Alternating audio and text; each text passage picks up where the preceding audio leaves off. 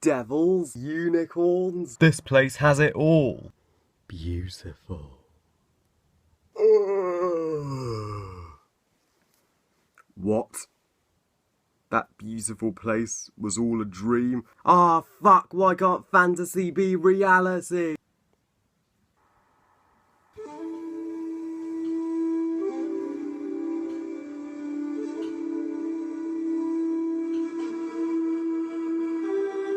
Legend, directed by Ridley Scott, and is the 1985 dark fantasy classic. Now, before we begin the review, I'd like to give a shout out and say thank you so much to Sara Fett for requesting this review. Yes, this review was requested by her, so Sarah, this review's for you. I hope you enjoy it. Legend tells the story set in a mythical fantasy world where the devil himself, Darkness, seeks to create eternal night by destroying the last remaining unicorns. So it's up to Jack and a bunch of his sidekicks to protect the beautiful Princess Lily and the unicorns, and of course thwart Darkness's evil deeds.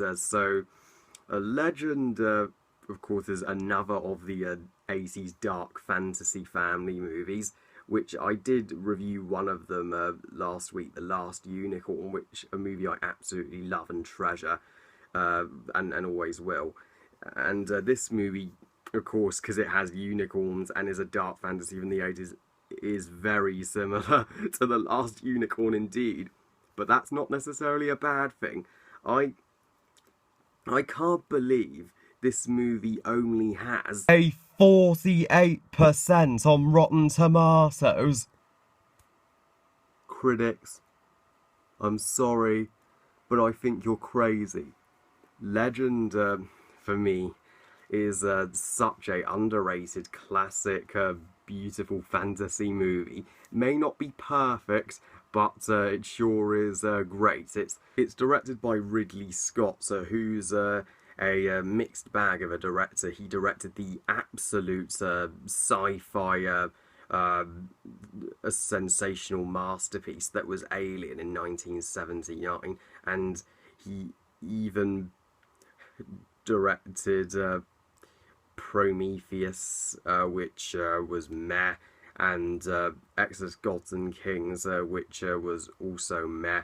But then he came back in 2015 with the awesome The Martian, and this, I think, Legend, is thankfully one of his better films.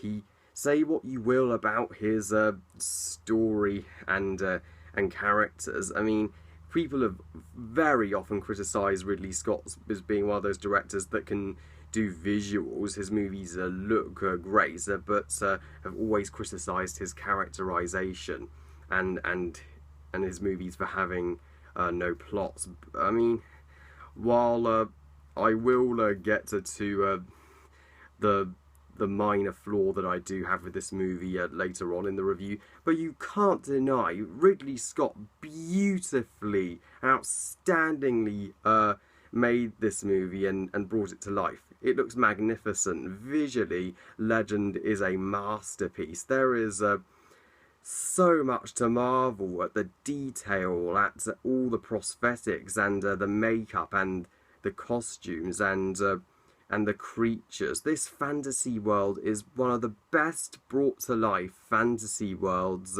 in a movie. I'm not kidding. This is all done without too much CGI. It would have been brought to life by CGI now, but back then it was brought to life by real locations, real costumes, real sets, all flawlessly and astonishingly detailed. So they got this fantasy world and created it and brought it to life for us to behold. They did it down to a T and to the nth degree. I loved being in this world, and it completely immersed me. You just wanted to go there. It's so cool. You just want to see those unicorns and the fairies. So yeah, the visuals are beautiful. Yeah, and I'm so happy that this movie at least got Academy Award nomination for I think it was makeup, because it deserves every Oscar category in the technical category. It will blow you away, and I love the dark tone of this movie. I'm glad it wasn't just didn't play it safe and was light fantasy. That would have been really boring. That would have really put its audience to sleep. But thankfully, the tone of this movie is appropriately dark fantasy, very sinister, and frightening. Yeah, this isn't exactly a kids' movie, but so it's recommended that parents watch it with your kids on their first viewing. It's that's what I admire about the 80s fantasy films. Classics from the 80s like The Last Unicorn, Legend, and Watership Down. They're not kids' movies. They weren't afraid to take themselves seriously, go the extra mile. They weren't afraid to be dark. I love dark things in movies as a kid. Kids are really underestimated. Yes, parents should still watch it with them on their first viewing, and just to comfort them so they don't get nightmares. But I think as kids watch it more and more, they will love it. So yeah, this is a great movie for the family to just sit down and watch. And it's just such a shame that parents always complain about movies being too dark for their kids now. Parents let their kids enjoy good movies. You don't have to worry about that. And character-wise, I really like all these characters. The best character in this movie by far is the villain, the antagonist, Darkness. Darkness is one of the most underrated cinematic villains ever. He's literally the devil himself on screen. That is one of the most awe-inspiring looking costumes and suits I have ever seen. And Tim Curry plays Darkness. Tim Curry is a fantastic actor, and he can do pretty much anything, and he is absolutely brilliant in the role of Darkness. I love his laugh as well. His oh my gosh, he's fucking terrifying. I know he's just a very simple evil without much motivation, but I don't mind that. So, I mean, Sauron from Lord of the Rings was just simple evil, and nobody complained about that. So I loved every scene with him on. Every scene with him was spine-chilling, and he is probably one of the most iconic, villains in the cinema history. I have seen his picture countless times, and that's why he stands out. He's impregnated in our heads, and the other characters are protagonists like Jack, played by Tom Cruise. He's of course the traditional classic handsome strapping hero who has to go on a quest and save the world and the princess. And this is, I think, one of Tom Cruise's first major movies. It's interesting to see Mission Impossible star and War of the Worlds star in a fantasy film, but Tom Cruise is clearly enjoying the role. He's clearly showing a lot of charisma. He's physically fits the parts. Character-wise, he's very basic and not very interesting. But Tom Cruise still does a great job. And the Princess Lily, played by Maya Saro, she's beautiful for one thing. Wow, she looks stunning.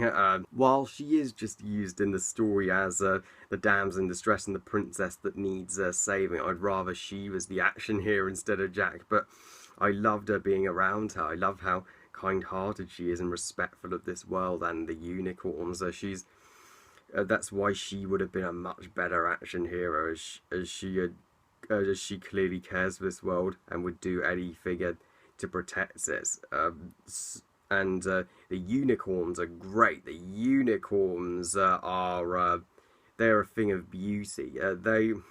They are so gorgeous and adorable.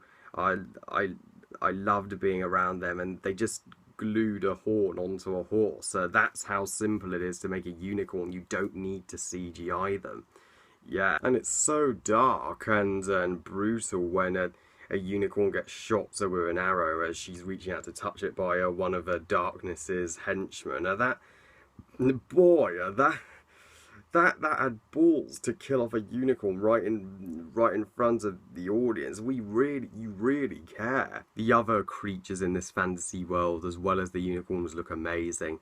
Yeah, you've got to admire the practical effects that completely trump CGI any day. And the music by Jerry Goldsmith is truly sensational and splendid. It is a fantastic score. It's so enchanting and magical and dark and sinister at the same time when it needs to be. It's the perfect score to take you to another world, if that makes sense. Though, as I said, I didn't think this movie, as much as I really like it and think it's an underrated, an underappreciated gem, I wouldn't quite call it perfect or a flawless masterpiece. I mean, as the story, well, is really basic. The story and plot is not very strong. I can see why people would have an issue with the story being too simplistic and too basic. Yeah, it's the most basic plot for a fantasy film that you could write. A hero has to save a princess to defeat an all-powerful villain, save a fantasy world.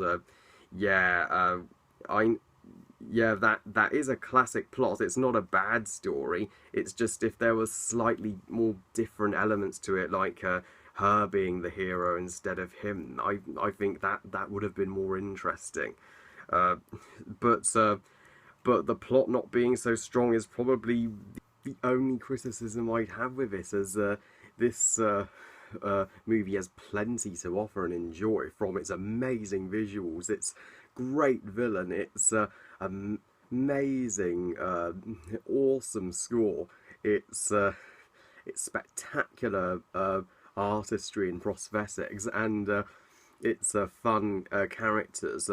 So even if Legend's story kind of lets it down from being a masterpiece, everything else here is just perfect. The final showdown between Jake and Darkness is pretty darn breathtaking and really violent, and it's edge of your seat stuff. It's a great way to conclude the story. I'm glad I saw Legend again. It has amazing visuals, a great villain, fun characters, a beautiful score, spectacular artistry. It is one of the great fantasies of the 80s, one of Ridley Scott's best, and Ella Lynn, though she sadly deleted her channel now, she put Legend in her top 20 favourite movies, agreeing that the plot wasn't so strong but the visuals were great, and I see why. I give Legend 4 stars out of 5. So yeah, thank you so much, Sara Fett, for requesting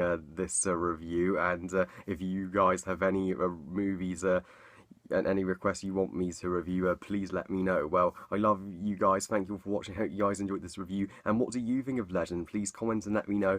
Please like this video and subscribe, and give this video a thumbs up if you enjoyed it. I love making new subscribers, meeting new people, making new friends, and talking to you guys about movies. I really appreciate that. And please follow me on Twitter and on Google+, and I'll see you next time when I continue my Smurfs reviews leading up to Smurfs The Lost Village. And I'll see you then. Bye, guys.